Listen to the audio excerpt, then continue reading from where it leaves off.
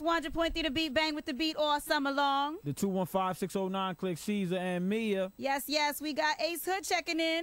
Yo, Ace, what up? What up, big dog? Hey, Mia, what up, though? How you doing? Man, I'm super blessed, man. Grinding, you know me.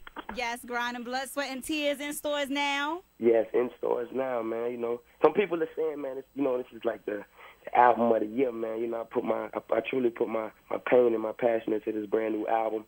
You know, it's definitely my best work thus far. So for those of you who haven't, got the album, man, go pick it up. I swear to you, it's the utmost classic. You know what I mean? I'm excited about this project, man. Yeah, I was thinking when you say you put, your blood, sweat, and tears into this, I was reading about just your journey from 2009 to now and a lot of your struggles in 2010 with not putting out the album. And, talking to Khaled, having to ask him for money, and you were in a bad place. So speak about that so people understand why it's really blood, sweat, and tears. Like my grind, I tell a lot of people, man, my grind has been different from, anybody else's grind. It's just so, fortunate, man, in my hard work, man, that I happened to make it through, that process. I went through a lot, man. People know that prior to, blood, sweat, and tears, I took a year and a half off, from the music industry just to kind of get myself right as a person.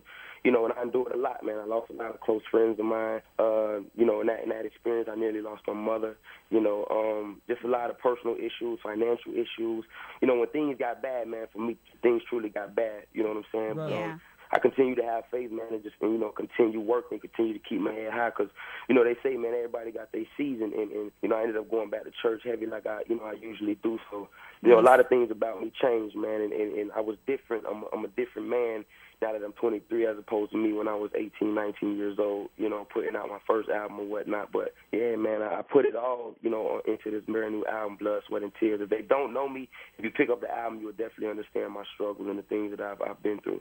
Right. That's dope, son. So I was reading, like, at the time that you were, going through a lot of struggles and you did reach out to Khaled, like, just being honest, being real, you're in a bad place, and you asked him for money. Right. His response, tell people what his response to you was. Khaled's response to me, man, was just like, Ace, you got to go out there and you got to make yourself, man. You got to make that hit. Right. You got to find yourself as an artist, you know what I'm saying? And I thank Khaled and I love him for doing that because it made me, either at the end of the day, it's only two things you can do. You're going to fold up as a man or you're going to quit making excuses and you're going to really do what you got to do. So I instilled in my brain, man, that I needed to do what I had to do, man, in order to, jump back on this music scene, man, and make myself relevant again.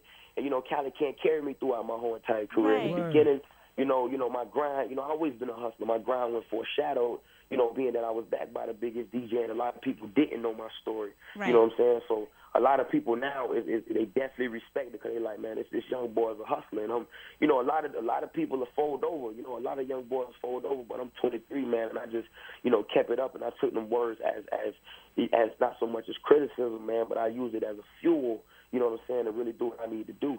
That's dope, man. That's dope. Congratulations on that, and all the success that's starting to come with the hard hustle, homie. Thank you, my brother. And it just feels good, man. So, for me to, be once at the top, man, to nearly hit rock bottom, man, and to be back up, it's just, I know what it takes, man. I know what it takes in this music industry. So just that it's a beast in me, man. I got fears at the bottom, you know what I mean? Yeah, word, man. Yeah, I was thinking that because now that you've been through that, the industry always has a lot of ups and downs, and it can be very difficult. So now that you've been through that, that gives you that confidence that whatever comes in the future, you can bounce back. It. Right.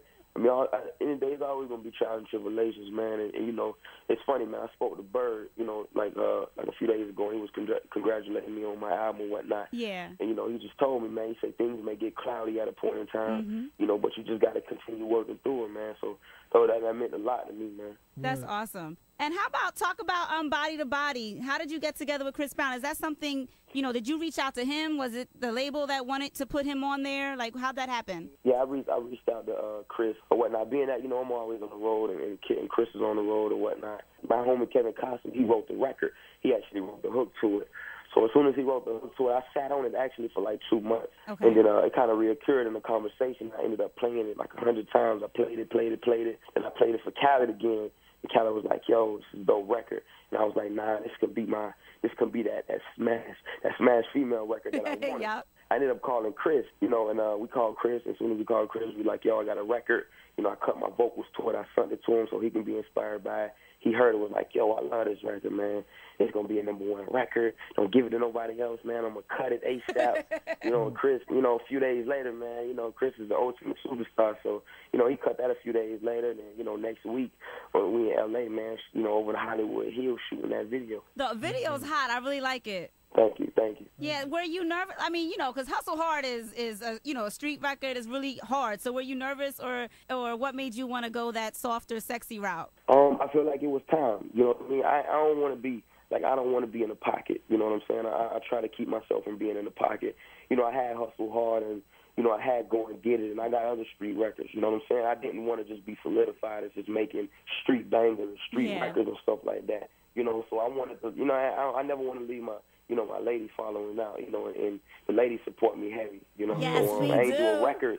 I ain't put out a female record since Ride or Die with Trey Songz. Yeah, you know what I mean? That was yeah. 2008. Yeah. And we're in 2011, so, you know, I felt like it was only right for me to drop Body to Body with Chris Brown, you know, give him that more sexier side of the 23-year-old Ace, you know what I'm saying, as opposed to that 18-year-old boy. All right, so on the album, Blood, Sweat, and Tears, what tracks, if you're looking for, you know, another side of Ace Hood, would you recommend to the people that really don't know you and explains a little bit about your story? What tracks on that album would you recommend? Like, yo, check this out. This explains a little bit about what I went through in those past years and all that.